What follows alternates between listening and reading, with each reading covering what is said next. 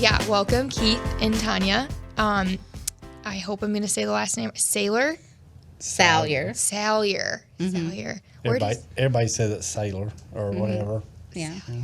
Well, you're also both from the South, right? No. No? I was born in Gary, Indiana.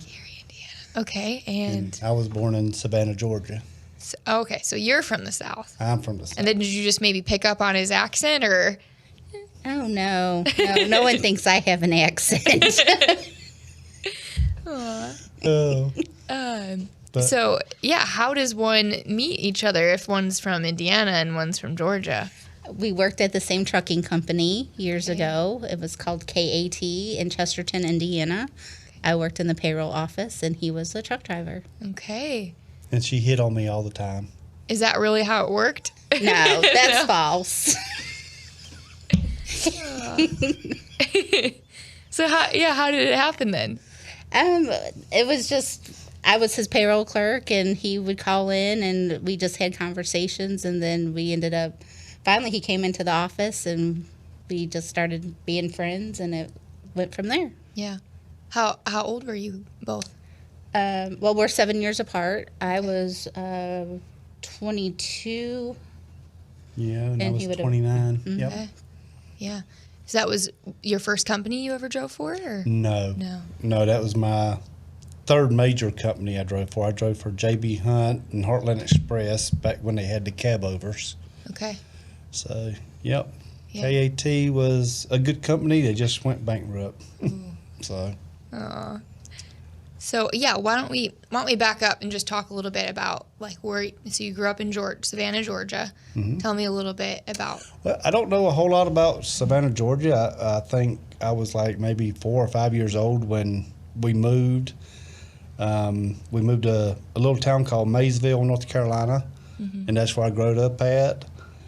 Stayed there till I was 19 years old, and I got married at a young age, and then moved to Ohio for about 9 years, I think. And then that's when I went to, we got a divorce. I already worked at KAT though, but I didn't know Tonya at the time. But like I said, within I think it was 6 months, was it, of my divorce that we got together? Oh, no, it would have been probably longer than Longer than that? Yeah. I'm not good at dates. but yeah, and we've been together for 27 years. Wow. Okay. So So what even got you started in trucking? I've always wanted to be a truck driver. I mean, I don't know, my brother-in-law, when my sister was married, you know, he drove dump truck, tractor-trailer dump truck, and he always took me with him. And then when I turned, I think it was 17 and a half or 18, I started driving dump truck down there. At that time, you didn't have to go to school, you know, and I fell in love with it, and I've been driving off and on ever since. Wow. So, What other careers have you had in between there? well, I worked at a fiberglass plant That made building barge covers. Worked there for about a year and a half. And then I've been back to work, I think, driving a truck for 4 years. 4 years. I went to not road construction, but A quarry, Yeah, a rock quarry. quarry. rock quarry. Oh. And worked there for like 6.5 years. And then I come back to driving because I just come home one day and I asked her, I said, if I decide to go back over the road, would you go with me? I said, and she said, yes. I said, well, that's what we'll plan on doing. So, Yeah. So, I mean, you worked at a trucking company, so you were kind of aware of Right. what goes on. And plus, both of them, I have 2 sets of parents, and 3 of the 4 parents had a CDL. My mother and my stepdad drove a truck, and my dad drove a truck. And so when I was growing up, my mom was a truck dispatcher for the steel mills up in Lake Station, Indiana. So Yeah. I've been in like the trucking business for quite some time.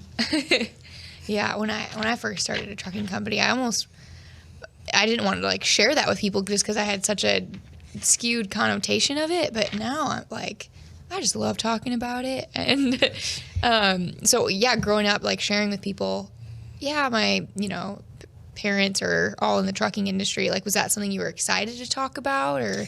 It really didn't come up in much conversation, really. So it wasn't something that I just, shared with a lot of people. Yeah. Yeah. Did you live in a small town where?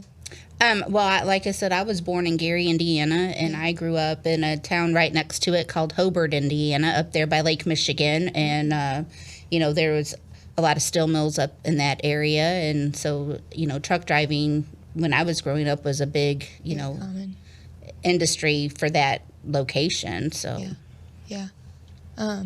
So you guys got married, and then did you immediately start driving with him then, or you stayed at the company? Oh, no. I actually left the company prior to us getting married. Okay. So I moved to Kentucky, and then shortly thereafter, he was living in North Carolina at the time, and I packed up and moved with my young son, and we stayed there for about 3 months. And he's like, if you want to go back to Kentucky to be by your family, I will move. So that's what we did, and we've been in Kentucky since 1995. Wow.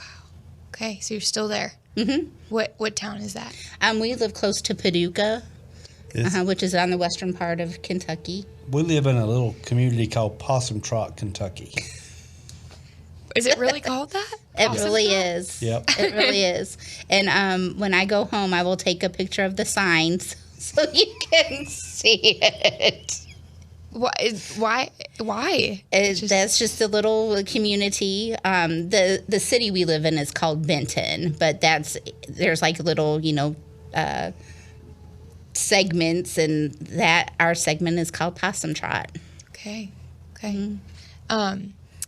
All right, so here's a little thing I'd like to challenge each of you. If you could describe Tonya in 3 words. Be careful. She's sitting too close. She's sitting too close.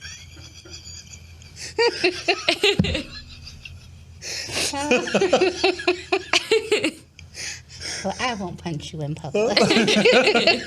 Well, okay, she is I would say she's my biggest supporter. She's the love of my life, and I wouldn't want to spend it with anybody else. Aww. That is way over 3 words, though. Yes. Yes, I know, but I mean, she is, though. She is my biggest supporter. If it wasn't for her support at home, I don't think I could do what I do out here, because I do, like I said, it's just me and her now. I love her to death, and it's hard I know it's just as hard for her at home as it is for me being gone, because I usually stay out 6 to 8 weeks at a time.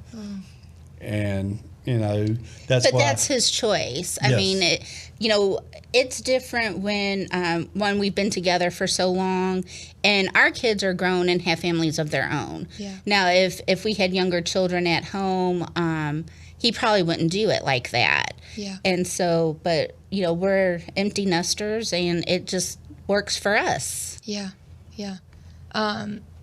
So how long have you been doing this, staying out for 6 to 8 weeks? Because you were at Nussbaum, and then you left for a little bit and came back. Yes. The reason why we left was I was riding with him full time. My mom has a lot of health issues. And so at the time, my stepdad drives in the evening. So he's gone basically from like 6 p.m. to like 6 or 7 a.m. And my sisters weren't able to help at the time. And so we talked about it, and I said, I need to go home. And so he was, okay, well, that's what we need to do. Okay. And so after we got home, my mom's health, it's not that it's improved, but it's more stable. Okay. And he's like, I really feel that God is, pushing me back to go to Nussbaum. I'm going to reach out and talk to them and see about going back. And so that's basically what had happened. And had we known now what we know now, he would have just taken a leave of absence. Okay. But we didn't think about it like that. We were thinking it would be more of a permanent situation where he would need to be home, and it ended up working out where I could handle it on my own. Okay. Yes. But to answer your question, ever since I've come back to Nussbaum, since February 1st of last year, I've been out 6 to 8 weeks at a time. Now, when she was with me, we would stay out like 3 months at a time. Right. Because, like I said, we didn't have, kids at home or anything like that. We had it worked out where, we had people taking care of our house. My dad and stepmom lived there, and they were taking care of our property and our dogs. And so it worked out, nicely where we could stay out as long as we wanted, and then we would go home for a couple of days and go back out another, 2 or 3 months. And you guys enjoy living together in just a small space on the road? Yeah. For the most part, but you have to think about it. We were together literally 24/7. Like, we stopped at the same time. We went to bed at the same time. We got up at the same time. You take your showers at the same time. We were on the exact same schedule. And everybody, I don't care how well you love your spouse, but you need to have some personal time. There were days that I would just say, you need to sit up front. I'm closing these curtains because I got to have 5 minutes to myself, like where I don't see anybody or hear anybody. So hold your breath because I just need some time. But just to clarify that up, I didn't get on her nerves at all. If anyone knows us, they know that is totally untrue. Oh. He gets on my nerves every day. Oh, man. So yeah, 3 months doing that. That's all. Where do you stop on the weekends? How do you get your resets in?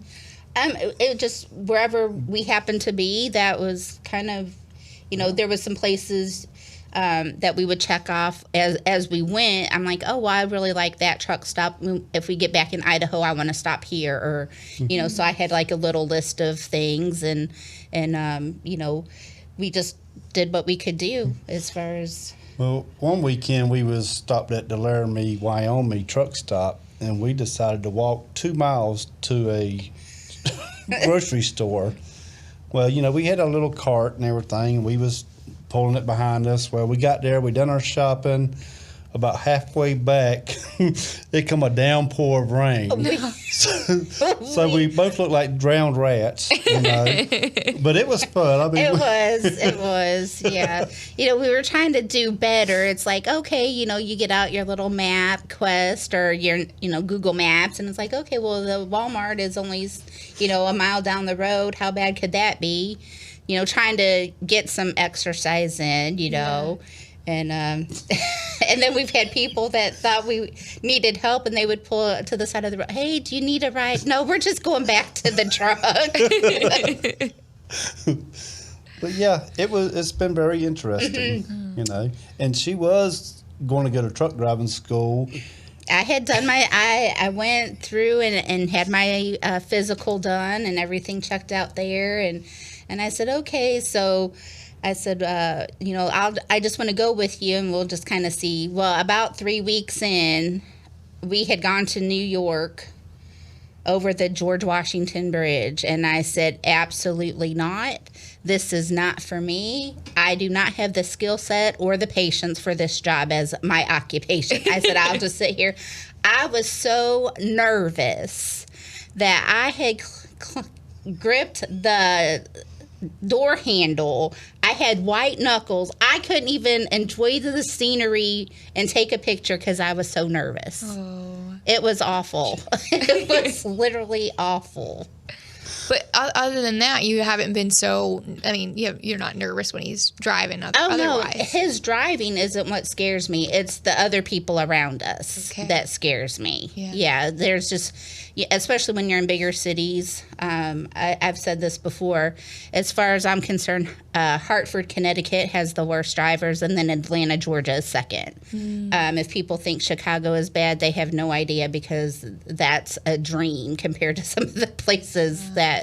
But no, his driving doesn't scare me. It's everybody else around us. Well, I'm glad to hear, since you just went through the train the trainer course. It's and that's the thing. I think people should have to go through a couple of things. I think everyone should have to go into the military. They should work fast food or a restaurant, and they should have to be a truck driver. Wow. You know, those are the 3 occupations that don't get the respect that they deserve. Yeah. Yeah. Maybe doctors too. But I'm not sure. So you've been out on the road, you said 6 to 8 weeks now, and she's staying at home. That's correct. So what's the kind of difference there? You don't have someone taking notes for you, figuring out where you should stop, and Exactly, because when I come back out by myself, I told her, I said, I don't know if I could do this because of all the technology, you know, and then but like I said, that's where her support comes in, because I could call her and she would talk me through it. Or if I was parked, she said, FaceTime me, you know, and I'll help you out. And she's helped me out a lot. And she's going to help me out a lot with this train the trainer thing, you know, training. And that's what's awesome about Nussbaum, because when he came here to do his orientation, I was like, well, hey, you know, I would like to, you know, learn and see what they have to say. And it was beneficial for me to know. And then that way, in case you do feel a little overwhelmed, you have like a second set of ears, a second set of eyes to and say, oh, well, no, I thought it was like this. And so when he came back out and had to start doing all of that stuff himself, you know, we do have the FaceTime. So it's like, hey, you know, let me see what you're looking at, and I can walk you through it. But it was the benefit of being able to come through the orientation and learning like the link and the geotab. And that's kind of, you know, he said, you know, he was going to do the train the trainer. And I'm like, hey, see if I can sit in, because I love learning new things. And so it is a lot of information in train the trainer. yeah. You know, we hope that as far as his skills, I know he'll be great at that, but it is just a lot of, you know, hey, make sure we cover all of this material. Yeah. Yeah. So you got to sit in there this week? I did, Okay. yes. Yeah. I heard you guys got to see the video. Yes. You sleeping on the job. Yeah. The best was the face mask. Yeah. So for those of you that are listening and confused, there's a Train the Trainer video we made, and we essentially, different office employees recorded different trainer stereotypes. And so my stereotype was a trainer that kept falling asleep at the students driving, and I can fall asleep notoriously anywhere, so it was really easy to do. But yeah, did you connect with any of the stereotypes? Like, do you feel like maybe you might? Yeah, I mean, I can see where it would get tiring sitting over there in the passenger seat, especially like we was talking about it. The third or fourth week, you know, it'll probably get boring.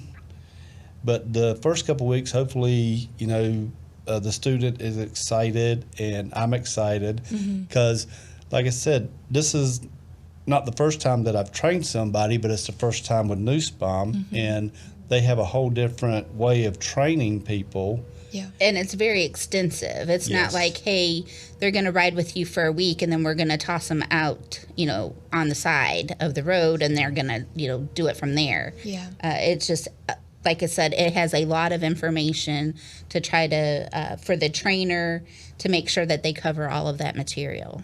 Because you want your trainee to come out feeling confident and feeling like, hey, I can do this job on my own. Yeah. And the student that I'm getting, he just come out of school. He's never drove a truck before, you know, so it's like I told him, I said, this here's going to be a learning experience for both of us, you know. I said, so we'll get through it, you know, and hopefully we'll learn something from each other. Yeah. You know. How long have you been driving with your CDL?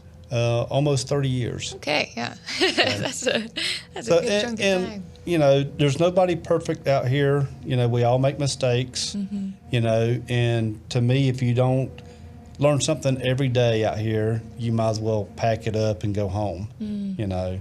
And that's why I'm hoping I can learn something from this young gentleman that I'm taking out with me, you know, and I'm hoping he learns something from me, you know. Yeah. But it's like I told her, I'm so set in my ways. I'm old school driving, and I know just about where I'm going or where I want to stop at without having to look at anything. And it's going to be different trying to teach, him how to do the stuff that I shouldn't be doing, or the stuff that I know, and kind of, I guess, dial it down a little bit for him so he'll know when he gets on his own. Yeah. So. Wow. And how do you feel about the opportunity for him to, Honestly, when he first told me, I was totally against it. Oh. I'll just be, I'm like, I don't know about that. You have your, his truck is his house. I said, you have your house set up like you want. You get up when you want. You go to bed when you want. I said, are you sure you want to give up those freedoms? Because now you have to worry about somebody else being in your truck. And so we had, talked about it several times, and, he just kept saying, I really feel like God is sending me to do it this way, that I need to be, sharing my knowledge and my skills with other people. Yeah. And I'm like, if that's really how you feel about it, then I am behind you 100%. And so no, initially I wasn't for it. Yeah. Yeah. You guys have brought up that you feel like God led you to Nussbaum. Now he's leading you to start training. Is there like a specific way that you feel like he will speak to you or point you in a direction? Well, I'm praying that he will, I am hoping or praying that he will, because I'm more of a demonstrator.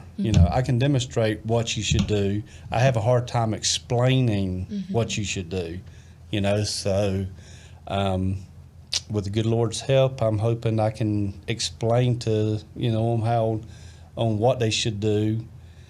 But that's the direction I'm hoping, It's just, it's hard, it is.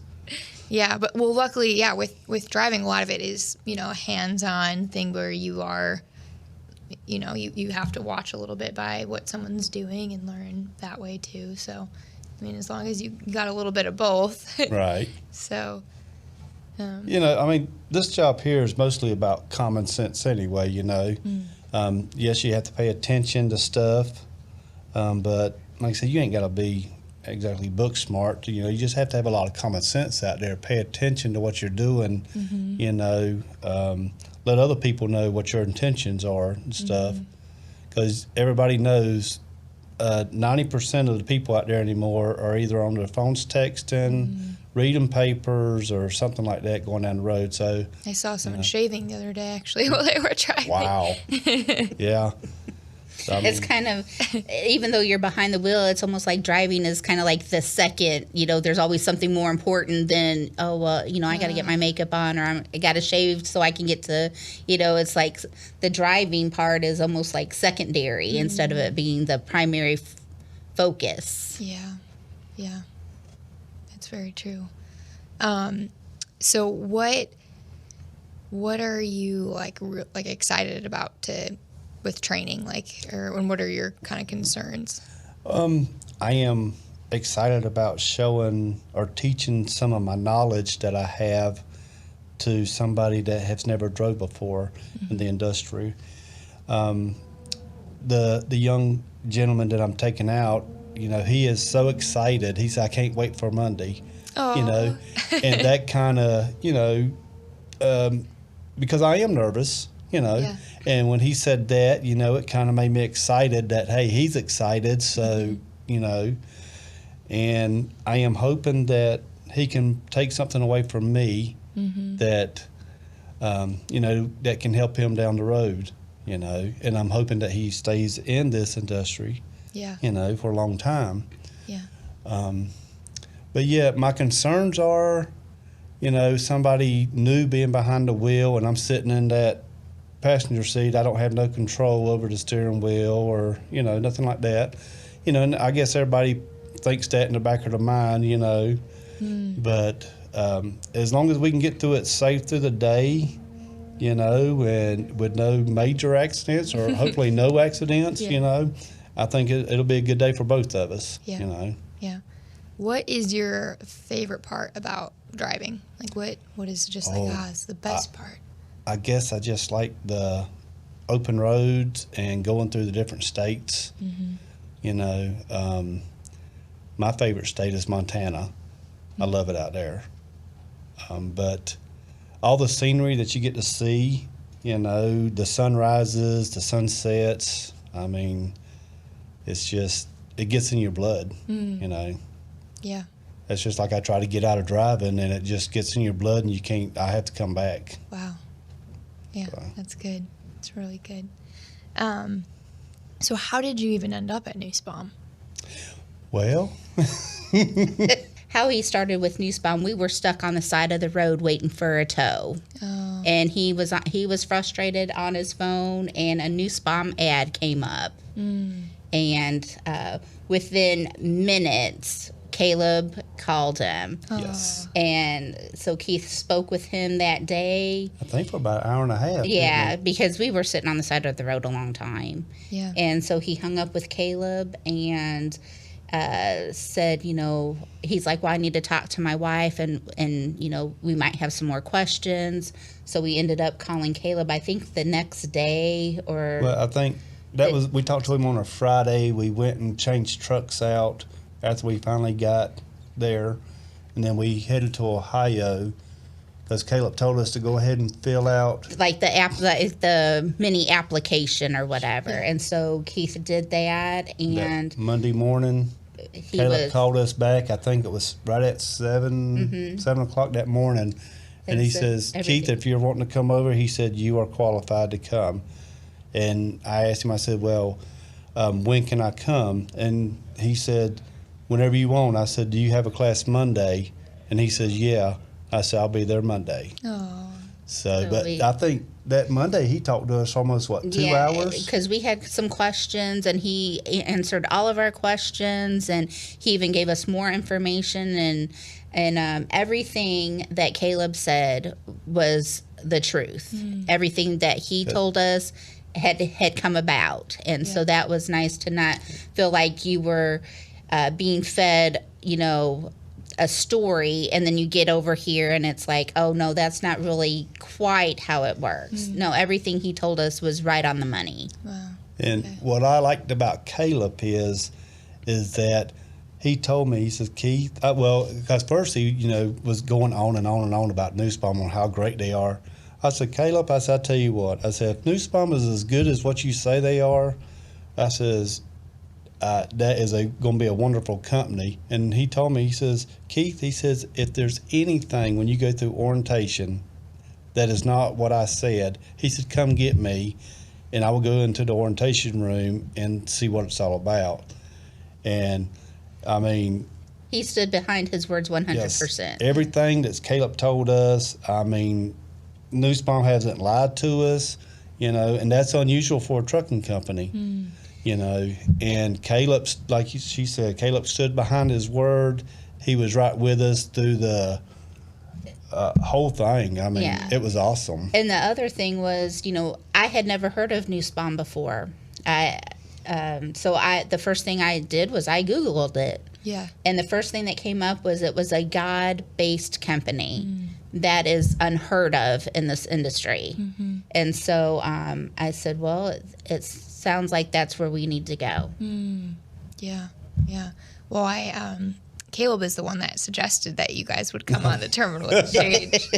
And I just asked if he had any comments or anything to say. And he said that when he had his son Gideon, that you guys bought a blanket for him. So We did. Yeah, we were really happy for him and his family. And so, yeah, we sent it. Actually, I think we even sent it here because we didn't know his address. So we sent it here for him to open it up here at the terminal. yeah, that is just so thoughtful. That's probably my favorite part about Nussbaum is just the fact that you get to build those connections, and we get to be there for each other and the different milestones and the different, Right. whether it's rejoicing or mourning or there's a lot that happens here.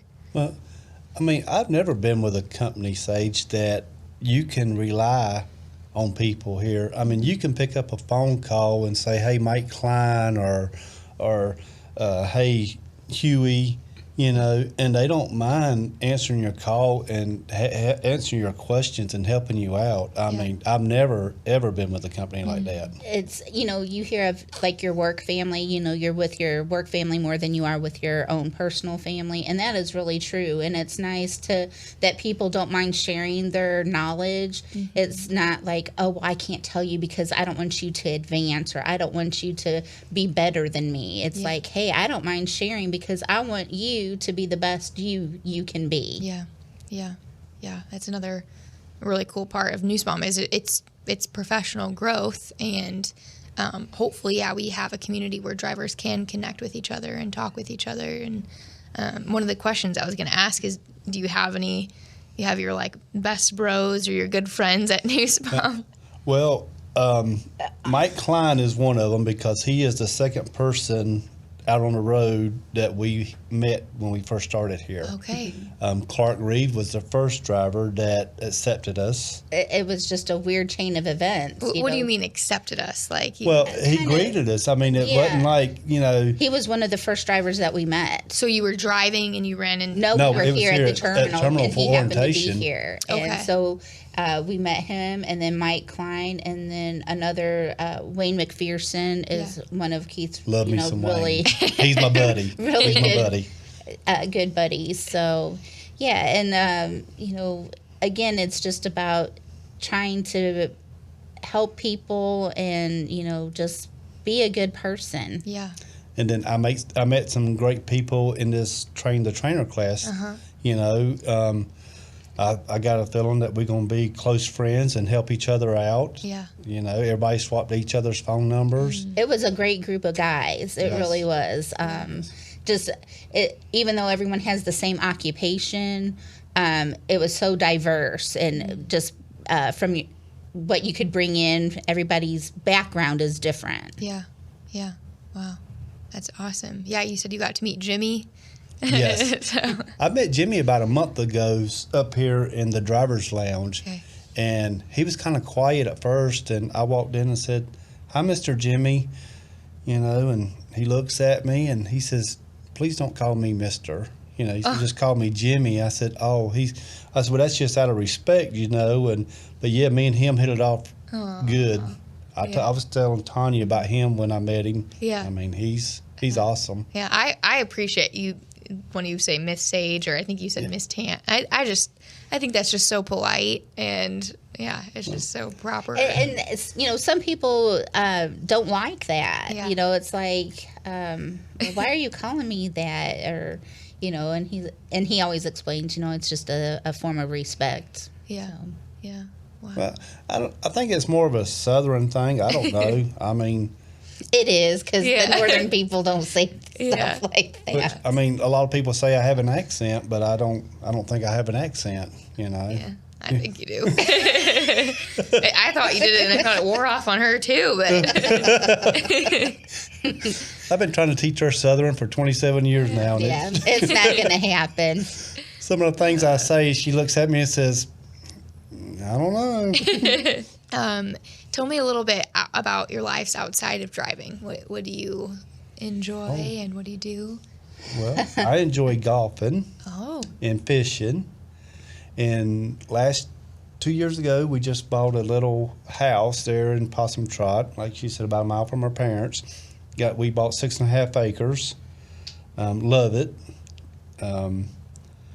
But I enjoy bowling. I bowl 2 days a week, and I bowl with older ladies. My partner is 81 years old, and so I do that on Tuesdays and Thursdays. Are you in like a bowling league? I am, yes. So you have like the whole shirt, like the uniforms? Well, no, we don't really have any uniforms. But Nussbaum could be your sponsor. Yeah, maybe that's what I need to do. Actually, one of the bowling leagues is in Metropolis, Illinois. So I bowl there on Tuesday mornings with the older ladies, and then I bowl on Thursday nights in Paducah, Kentucky.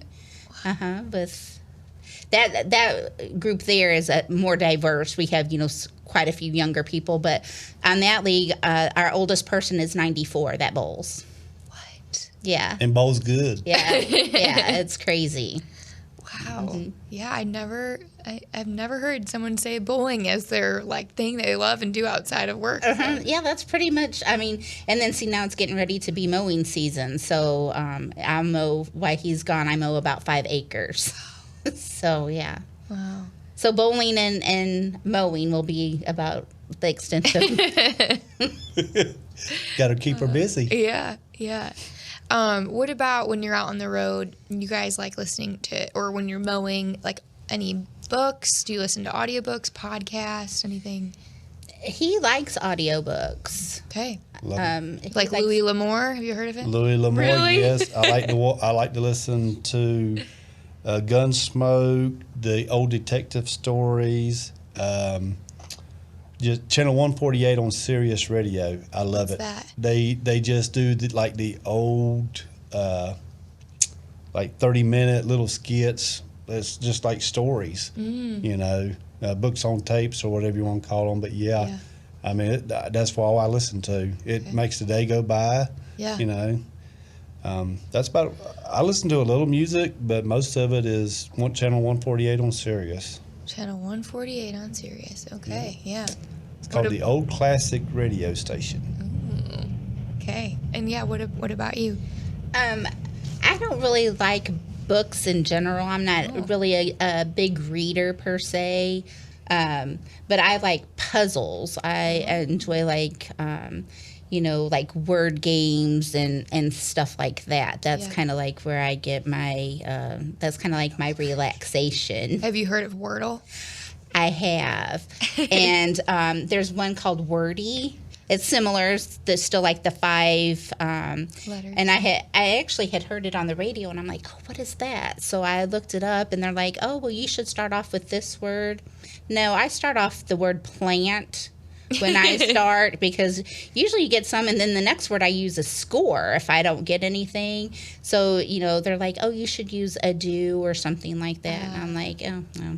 So, but I'm doing pretty good with the way I have started my words. Wow. Sweet.